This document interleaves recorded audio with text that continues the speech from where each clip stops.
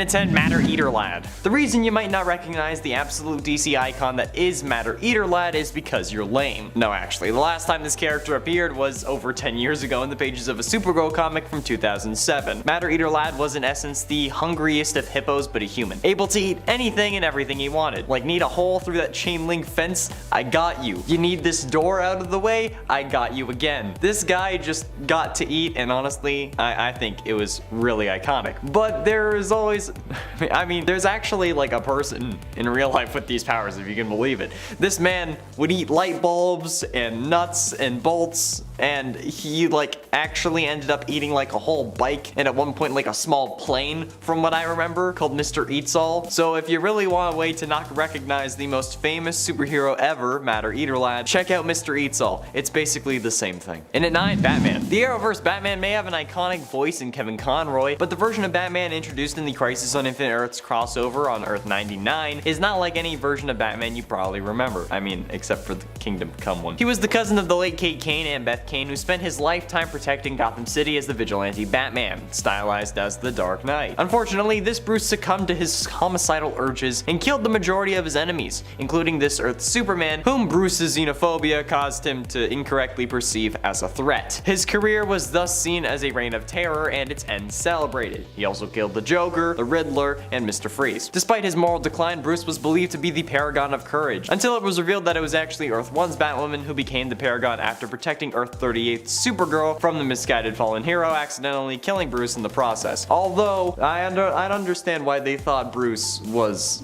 the paragon of courage, because, you know, he took on Superman without any powers, which realistically should have gotten him killed. And at 8, Elongated Man. In the pre-Flashpoint timeline, Ralph was one of the 17 people who lost his life during the Star Labs particle accelerator's explosion. However, he reappeared alive in the post-Flashpoint timeline, gaining his powers due to exposure to dark matter from the Speed Force when Barry's team got him out of the Speed Force prison. Using these powers, Ralph joined Team Flash and began acting as a meta-human vigilante and superhero, initially referred to by the media as the Stretchy Man, but shortly thereafter being named Elongated Man. Well, while his powers may have all been a part of DeVoe's plan, the prototype suit that Ralph wears certainly wasn't, since this is one of the most cringily horrific suits in the entire Arrow multiverse. I mean, like, that was the point of it. The characters even ended up making fun of it in the show, but that doesn't excuse the fact that if you saw this suit and were a fan of Elongated Man, you'd still have no idea who he was. Not to take into account the majority of casual fans who might watch the show who wouldn't know who Elongated Man is to begin with. And at 7, Batwoman. Okay, so this is a bit of a cop-out, but hear me out, okay?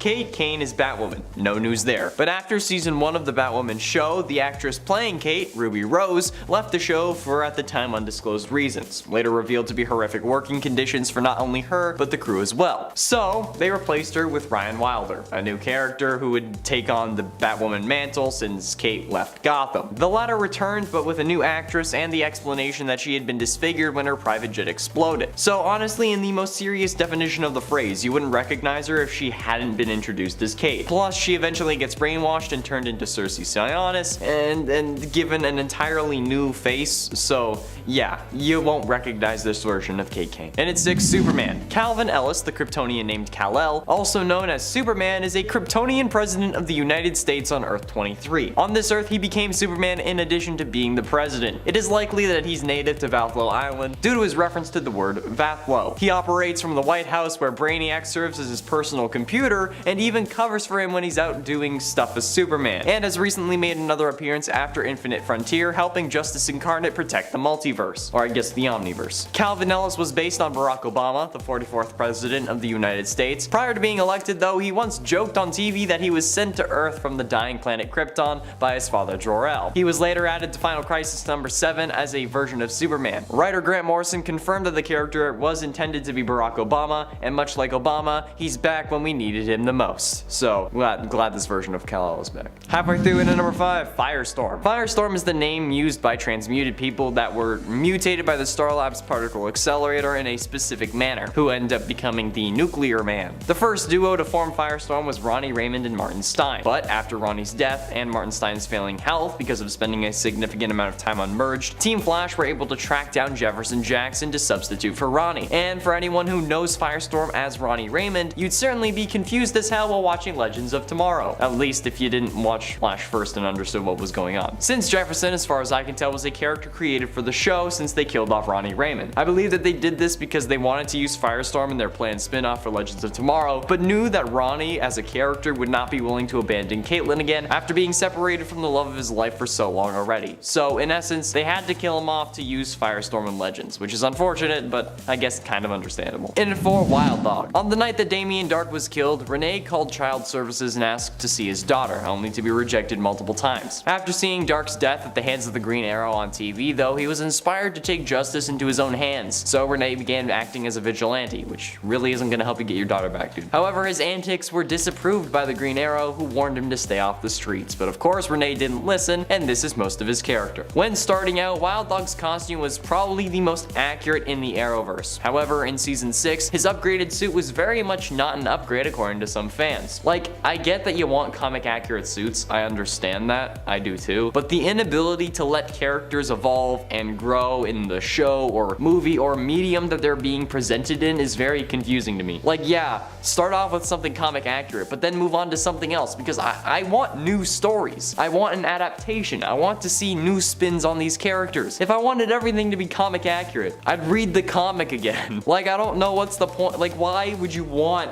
so many things to be exactly the same? Why don't you just want cool stories, like more things that these characters can do that doesn't rely on any of the previous history? I liked his season 6 suit and was disappointed when he actually went back to his original one. However, that was in part due to his equipment being locked up after being confiscated by the FBI, so they made a good reason in universe as to why he went back to his old one, but it seems more realistic that he'd have the other one, because, you know, a jersey isn't really bulletproof. Getting close to the end, in number 3, Green Lantern. First appearing in Far Sector number 1 from January 2020, Sojourner Jo Malign is a member of the Green Lantern Corps. She's assigned to a sector so far from O that she's not sure if it's even been numbered, and she just refers to it as the Far Sector. After the first 2 months that she was at City Enduring, Jo had a relationship with Sins of the Cliffs, a Na female, which didn't work out very well and they preferred to continue as friends. And she recently became involved with Marth of the Sea, a Na male. Jo is also a reader of the website Tales of Our Own, a parody of the fanfiction site of Our World Archive of Our Own. She's also a fan of anime, so basically, just an awesome person turned into Green Lantern. But if you say Green Lantern, people typically think of Hal Jordan or maybe even Alan Scott. But Jo Malign is certainly another one that we should add to the roster and keep our eyes on, especially because her suit is pretty sick. Penultimately, in at number 2, Roy Harper. When Roy Harper became a Black Lantern, I honestly felt like it was the biggest changing design for any character in the Black Lantern Corps, especially since it happened recently in Infinite Frontier, and he's alive. Following the events of Death Metal, a number of heroes and villains were brought back to life in the Infinite Frontier era. Among them included Jade and Arsenal, with the latter returning with all new powers. After being tracked down by the multiversal bounty hunter Extract, who was previously Green Arrow's powerless sidekick, punched them with a giant black energy blast, revealing that he'd taken on the powers of a Black Lantern. However, Black Lanterns are usually reanimated from the dead by their ring, while Harper is very much alive. While trying to sort all this out, Roy tries talking to the ring to get some answers, which ends up revealing that his daughter LIAN is still alive. Unfortunately, when he asks the ring to show him where she is, instead ends up saying where Darkseid is, and he's transformed into a monster and changes, his symbol changes to like an omega symbol like Darkseid, and then he flies off. And finally, in at number 1, Swamp Thing. The new Infinite Frontier version of Swamp Thing is certainly something else, and it's really interesting. Known as Levi Kamei, after visiting his home and family in India, Levi grew connected to the green, becoming the new Swamp Thing. He's still learning to grasp his power and what it means to be the avatar of the green, but holy shit, his appearance is one of the most nightmarish Swamp Things I've seen. He's like the Hellspawn version of Swamp Thing. Like Black Lantern Swamp Thing, but still green. Yeah, and like kind of like that. Just like, Jesus Christ. If I hadn't been told that this was Swamp Thing, I would actually kind of have no idea. I would think that it's something that like Swamp Thing spawned, or like a hell version of Swamp Thing. Like, it's actually horrifying and the stuff of nightmares. I used to make a lot of top 10 scary lists for top 10 gaming. Now it's all just FNAF. But this is probably the scariest thing that I've had to talk about on this list, or in a list in general, for a very long time. Except for William Afton's constant resurrections, but I'm sure none of you care about that. I know I don't, so I can only imagine how annoyed you are by me bringing it up. That's right, you thought you were safe watching Top 10 Nerd? So did I. But no, it's taken over my life, and that means that you have to deal with it too. So does Chris.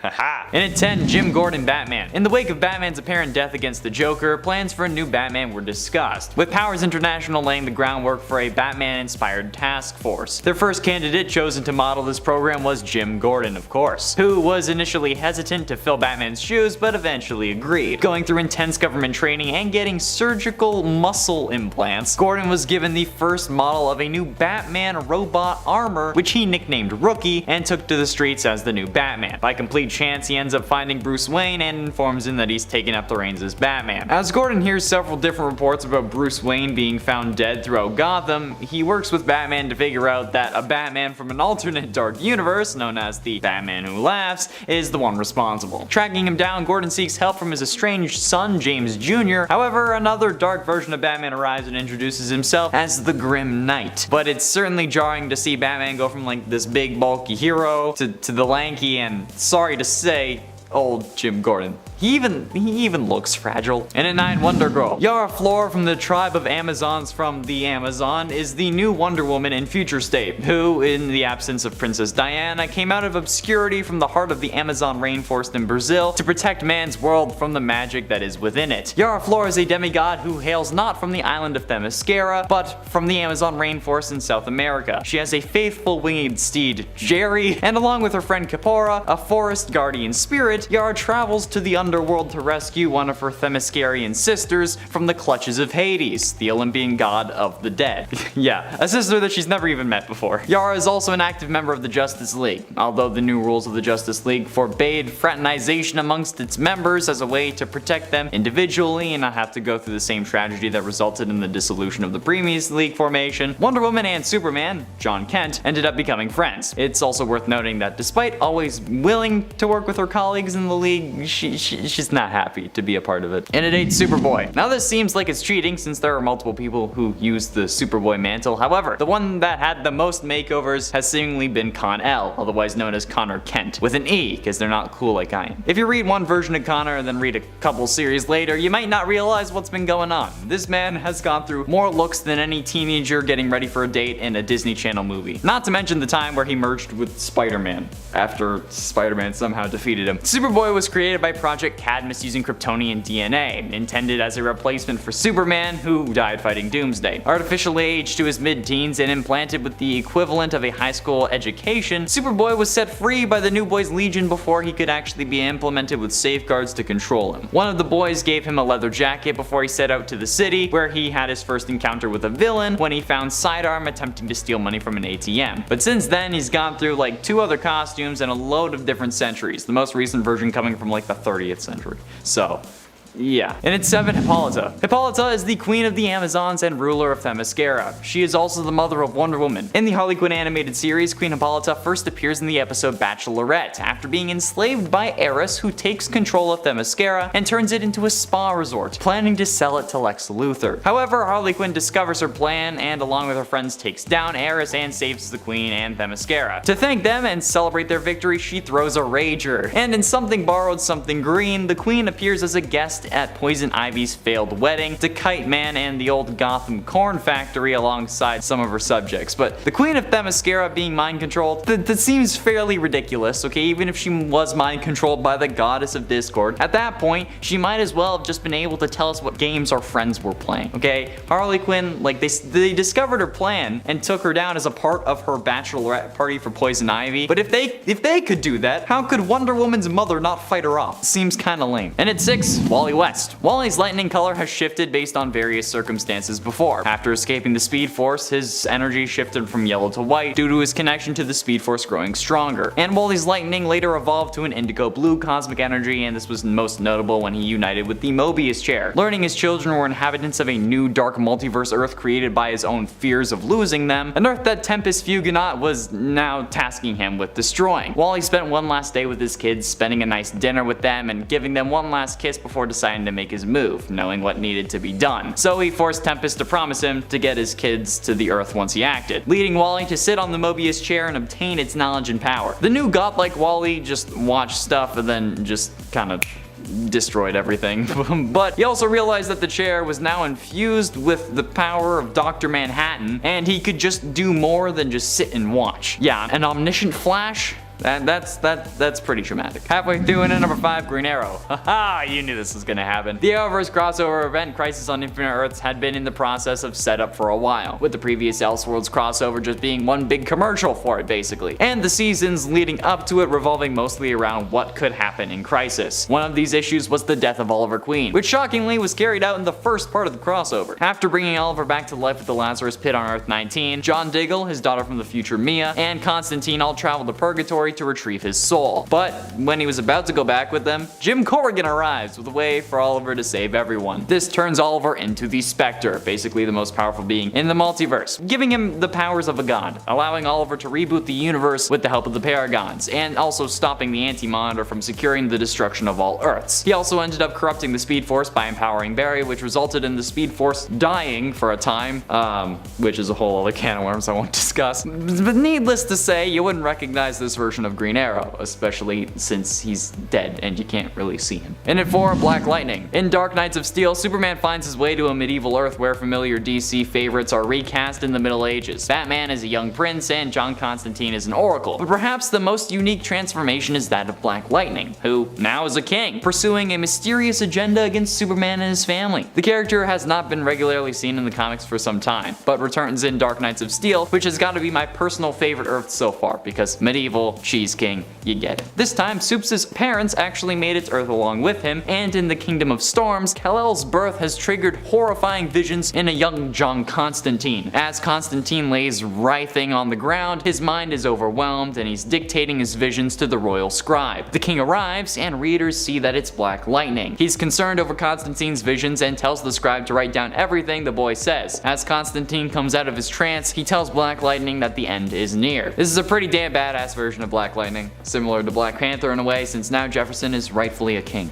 Respect. Getting close to the end in at number 3, Wonder Woman. The Dark Knight's death metal story wrapped up early 2021 with issue number 7, and in that issue and the issue before, we see Wonder Woman at her most powerful, in a godlike form that's even more powerful than a god. As the comic puts it, quote, "She has been a god before, but at this moment she's more. At this point she has ascended past godhood and can see all of time and all realities." Okay, she sees like every Earth's timeline, and she faces off against the Batman who laughs in his most powerful form as well. This fight is so intense that they hit each other through time itself. Diana here is charged with anti-crisis energy, a connective force that links all history and all lives as one story. Then she moves on to become one of the hands that created the multiverse going forward, with no walls and greater possibilities. She aids in creating the future state story we see in the next issues, and what was seemingly the centerpiece of DC 2021. So Wonder Woman becoming a god and remaking the universe, while very Oliver Queen as Spectre, still a pretty damn dramatic change. Penultimately in at number 2, Dreamer. Nia Nal, also known by her code name Dreamer, is a fictional superhero from the Arrowverse television series Supergirl, portrayed by Nicole Maines. The character is based on and is depicted as an ancestor of the DC Comics character Nora Nal, also known as Dream Girl. She debuts in the 4th season of the series, and Nia Nal is the first transgender superhero on television. In March 2021, it was announced that Nia Nal would feature and make her comic debut in a story written by Maines to be published in a Pride-themed comic book anthology on June 8th, 2021. Mostly you won't recognize her because she was a character really created by the show, even if she was intended to be a present version of Dream Girl. Nia Nal's powers include precognition and astral projection. On July 21st, 2018, trans activist and actress Nicole Maines was announced in the role at the show's San Diego Comic-Con panel. It was also confirmed that Nia would become the superhero Dreamer and that she is an ancestor of the Legion of Superheroes member Nora Nal. Maines described Dreamer as having this ferocious drive to protect people and to fight fight against discrimination and hatred. She's the superhero we need right now. The character is the first transgender superhero on television, and honestly, I think that it was worth it for this list. And finally, in at number 1, Batman. Batman in Dark Knights of Steel, a new limited series from DC featuring your favorite heroes and villains as medieval knights, has made a load of changes to the character in this world. One of the biggest changes being to Batman. Bruce is the knight assigned to protect the king and queen of House L, as well as their son Cal, like how Link was assigned to protect Zelda in the story Breath of the Wild. However, he seems to be more than just a mere man, able to withstand a banshee cry, in this case being Black Canary's cry. When it really should have killed him, he only bled from his ears. Even he was confused and worried that he had magic inside him, so he told Jor-El, who came to Earth along with his wife and son before Krypton exploded, that he should be banished for their sake. That's when, spoiler alert for the first issue, it's revealed that Bruce is really the result of an affair between Jor-El and Martha. So Batman is now part Kryptonian, while also basically being a Witcher. Oh wait, hold on, okay. He's ostracized because he's a bastard, and now he's secretly part Kryptonian? Yeah, Bruce Wayne is literally a Witcher, confirmed. Number 10, Harley Quinn. While Harley Quinn's character design and costume has been changed, it's pretty similar to a lot of looks we've seen her in the past. Mostly what we're seeing in her new series is a change to art style, and with her new role as Batman's ally and sidekick, a complete shift over to the side of being a hero. Harley is of course still bringing her unique approach to heroism, so don't panic if you are a fan of Harley's wackiness and standout personality. But considering where she came from, being Joker's sidekick, this is a pretty big change to her character as we originally knew her. If you've been out of the comics for some time and aren't quite as well versed in Harley Quinn's history, you might not recognize her in 2021 as she's gone from full villain to full hero. Number 9, Poison Ivy. Over the last few years, Ivy has gotten a few pretty drastic redesigns, so if you are reading her in 2021 from anywhere along her recent history in the past 3 to 5 years, you might be a little confused when it comes to her look and ask yourself, wait a minute, is that Ivy? Also, who's Queen Ivy? We've seen her go from eco-villain to hero and environmental activist and spokesperson to dead to alive, and split down the middle between those two warring personas, the villain and the hero, when we literally got 2 Ivies. Then from there she became Queen Ivy and got a complete redesign when it came to her costume. Now she's back to wreaking havoc on Gotham, or is she? Time will tell what alignment we'll see for Ivy in the future. But either way, I'm here for the ride. And friends, before we move on to this next spot, if you are loving this list, if you want to learn about more cool redesigns and updates to characters that we've seen recently, be sure to let us know by giving this video a thumbs up. Especially in the Batverse, I feel like there's so many Bat characters that have been introduced and redesigned, it's awesome. Number 7, Black Mask. Black Mask not only has a new look and redesign, in future state that is, that I must admit is spectacular, but he also got a power upgrade during the Year of the Villain event. Black Mask was given the ability to change his identity with the added upgrade of an identity changing mask, which is pretty powerful. Also, his suits have gotten admittedly a lot more stylish over the past few years. So for those who remember his classic look, Roman Sionis may have the same mask, but the rest of his look also seems to have received an upgrade. Number 6, the Freezes. That's right, not only does Freeze get a new redesign, but he also gets a huge change in the fact that he was joined by his family, becoming a little supervillain fam jam unit all their own. 2 separate units really. In the main continuity, Mr. Freeze was given a serum by Luthor that allowed him to make his long-lasting wish come true. He was able to revive, cure, and become reunited with his frozen love Nora, who also ended up joining him in a life of crime. Yay! However, while it all started out sweet, their reunion would quickly turn sour when Nora became resentful of Victor for making so many choices for her, and in her eyes, trying to control her. Victor blamed the serum for her change of heart, but I mean, who really knows? I feel like Nora's kinda got a bit of a point, even though I feel really bad for Victor in this scenario. In Batman issue 96, we are treated to an alternate Victor Freeze who commits crimes alongside his sons as a little criminal family unit. Super cute. Number 5, Man-Bat. While so many supervillains are getting power upgrades, additional allies, and more horrifying redesigns, Man-Bat is going the other way with it. Man-Bat is Kirk Langstrom, who ends up joining the Justice League Dark and gets a much more adorable character redesign as a result. He looks a lot less monstrous and a lot more humanoid and cute. Kinda geeky. It's great. He even wears a bow tie. Ah! This is likely a redesign meant to symbolize Man-Bat having tackled some of his personal demons and his move more towards a heroic role as opposed to a completely tortured soul and uncontrollable monster. Number 5. Scarecrow. Scarecrow already looked pretty terrifying in the comics, but now he looks intimidating as well. Very intimidating. Not just maniacal and crazed. We got a fresh look at the Scarecrow redesign in previews for Infinite Frontier, and then in all his glory in the actual comic itself in issue 0. Here, Scarecrow appears to wear a gas mask with straw or sticks coming out of his head, almost like a crown. He is armed with long fingernails or claws at the end of his gloves, evoking a sort of Freddy from Nightmare on Elm Street feel, especially as these claws seem to be directly connected to vials of fear toxin, which have tubes connecting to Scarecrow's headpiece? That's what it looks like to me. I think the idea is possibly that Crane is producing the fear toxin himself from his own mind and sending it down to these vials to be dispersed whenever he manages to scratch an enemy with one of his needle-pointed claws.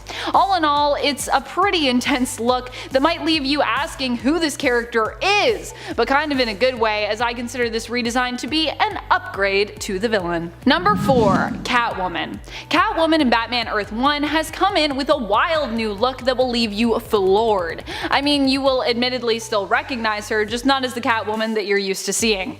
This version of Catwoman, instead of wearing her typical black or dark purple catsuit, looks a lot more noticeable and bold by comparison in terms of her design, especially for a thief. Here we see Catwoman donning a purple crop top and hot pants with striped thigh-high socks. She still sports a purple color motif at least though, so that helps with the recognition. Also, she has a paw print belt buckle and a cat mask, a literal cat mask, and she's got a cat on her shirt. Still, this look and redesign for the character is definitely very different. Very unique, I would say. Number 3. Bane. Really, Bane's daughter goes by the alias of Vengeance, but she definitely looks and seems to be following in her supposed father's footsteps. Bane's daughter was first introduced in the new Joker series in issue number 2, and is revealed to be the daughter of the supervillain who went through a series of experiments to give her super strength like her dad. Her mission is to get revenge for his death, and she's doing so by hunting down the Joker, who she and many others believe was responsible for the events and many deaths of A-Day. Her father, who was in Arkham Asylum at the time, was one of the victims of that attack and died. So Bane Jr., aka Vengeance, is out for blood. Number 2. Clayface. You really won't recognize Clayface in the new Batman Earth 1 volume. Clayface is not very recognizable here in terms of the story, as he is disguised for most of his appearance and in terms of his character design. Near the end of the story, we learn that Adrian Arkham, Bruce's grandfather, who returned from the dead, was in actuality Clayface in disguise. We're all used to seeing more of a giant mud monster when it comes to how Clayface is depicted, but instead, here we get a very kind of, I don't know, smooth looking baldy figure in the end, who appears to really kind of just be a man. Like a man who can shapeshift, but just a guy. Like a guy who, if you saw him on the streets, you wouldn't run in terror from him or anything. You might just notice his skin was like a little odd looking in terms of its texture, but that's about it. Other than that, he looks pretty average. Number 1. Two-Face. The Earth 1 version of Two-Face sees the character completely reinvented in a way you might not have expected, which is what makes it so great. On Earth 1, Harvey and his sister Jessica are working together to clean up Gotham alongside their good friend Bruce Wayne. After Harvey ends up dead, however, Jessica and Bruce are forced to continue their mission to eradicate corruption and crime in Gotham without Harvey, working on in his honor. But Harvey lives on in more than just their intentions. It turns out that Jessica develops a dissociative personality disorder, in essence becoming her brother due to the trauma of his loss. At least that's what it seems like if we had to explain it on paper. Although never explicitly called Two-Face, the duality of this version exists in the goodness of Jessica and the contrasting ruthless aggression of Harvey. Honestly, the story is so good, you really need to check out the new Batman Earth 1 Volume 3, because even knowing where this story goes, even though I just told you that part, it's still an amazingly compelling read, so go read it, even though you kinda know spoilers now. Number 10. Spider-Woman. Jessica Drew has returned to her more classic look now in the comics, with a few upgrades though, but prior to that she was rocking an entirely new look in the beginning of the current Spider-Woman run. Love it or hate it, I personally loved it, her new inverted black, red, and yellow suit has been retired for now. But let's talk a little bit about the look and where it all came from, yeah? Spider-Woman ended up reaching out to get a new suit made when she decided to take on some bodyguard work to make some cash. And she thought to herself, hey, I can't wear like my regular suit, I'm gonna need a new suit for that. Because being a hero is great and all, but it doesn't really pay, and Jess does have bills to pay and baby Jerry to look after. Although she does have Roger's help, I think children are in most cases a job for 2 salaries in this economy, like minimum. Ronnie of Big Ronnie's Custom Battle Spandex made this new suit custom for Jessica, but under the instruction of someone who wanted to also monitor Jess's vitals. This comic is so good I will not spoil that reveal for you if you want to go and read it. All I'll say is that you should give this new look and new comic a chance and check it out. And don't worry, Jess's classic look does return in issue 11. Number 9. Gilgamesh. I love Gilgamesh's new design actually. Gilgamesh is not an Eternal who has made a ton of appearances, but he is back in the newest series and sporting a new armored look in comparison to what we knew him to look like originally. This new design for the character kinda reminds me of Black Bolt if he were a luchador, but I mean that in the best way possible if that makes any sense. Gilgamesh here looks intensely intimidating in comparison to when we were first introduced to him.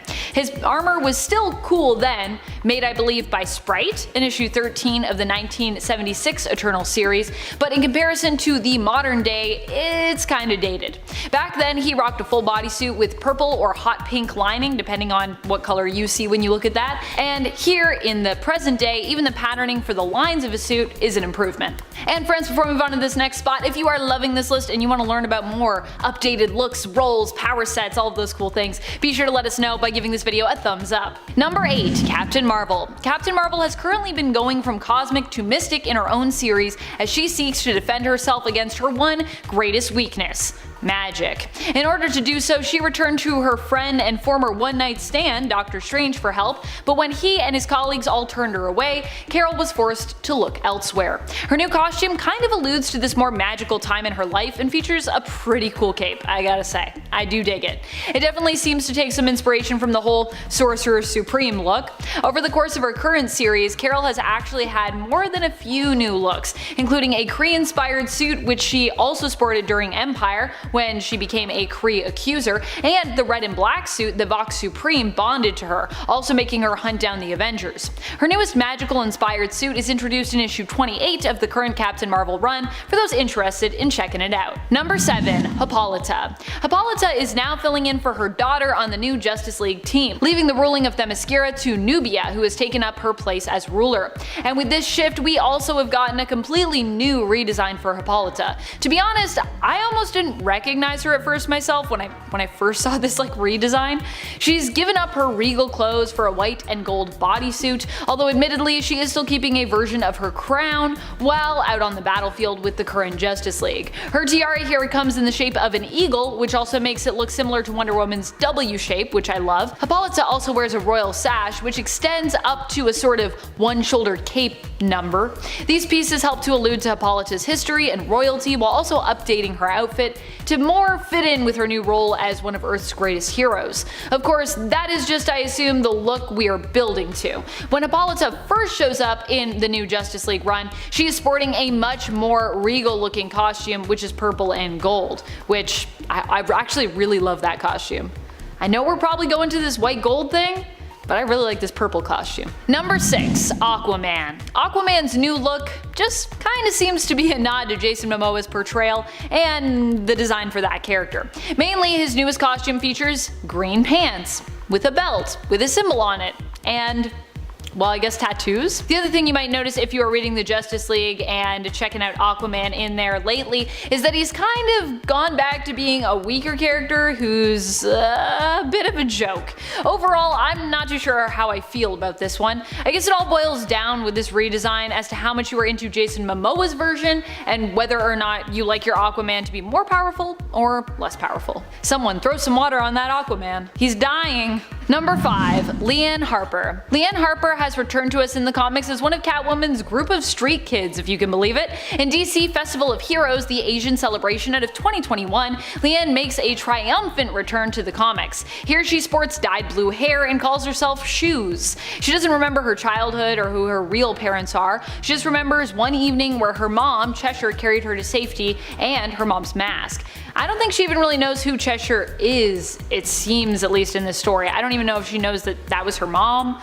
It's all a little unclear. In the story Masks, this single memory and the mask that she saw in it inspires her to become a hero herself. Attempting to remake the mask from her dreams, she takes up the mantle Cheshire Cat. The last time we knew LIAN, she was just a child. She was believed to have died at a young age, but it seems that she somehow survived and now suffers from amnesia in regards to her childhood. It'll be really cool to see how that develops and where LIAN shows up in the comics. I'm excited for it. Number 4. Brew. I love Brew, and I am so happy he's gotten such a boost to his power levels. Brew is one of the alien mutants to have joined the X-Men. He was found by them as a young, abandoned brood. He was considered defective by his kind. Normally, these kinds of brood that are born into the world are killed, but because populations were so low at the time, he was spared.